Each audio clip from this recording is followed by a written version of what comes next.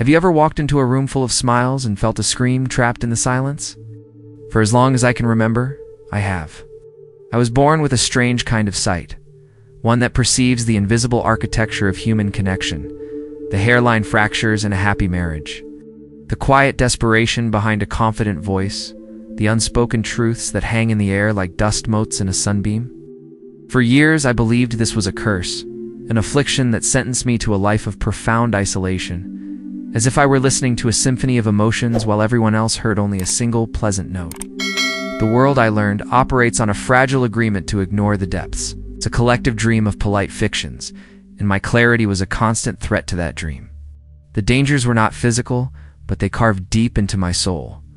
I felt like a ghost at every gathering, watching people perform for each other, and the loneliness was a chasm. When I dared to speak what I saw, to name the tension in the room, I was met with a swift and brutal defense. I was labeled too sensitive, negative, or a troublemaker. They weren't angry at the truth. They were angry at me for seeing it. The greatest danger, however, was losing myself. I began to absorb the unspoken sorrows around me, carrying the weight of others' hidden pain, until I could no longer distinguish their feelings from my own. My transformation began not with a bang, but with a quiet realization.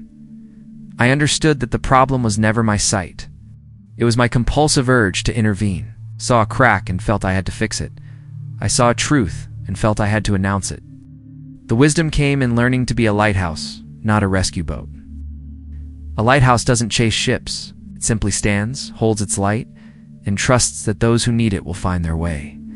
I learned to hold my awareness gently, to see without grasping, to perceive without a need to control. My responsibility was not to fix the world, but to keep my own light steady. Now, I protect my gift. I seek solitude to remember what is mine and what is not. I have found a few others who see the world in this higher resolution, and in their company, I know I am not broken.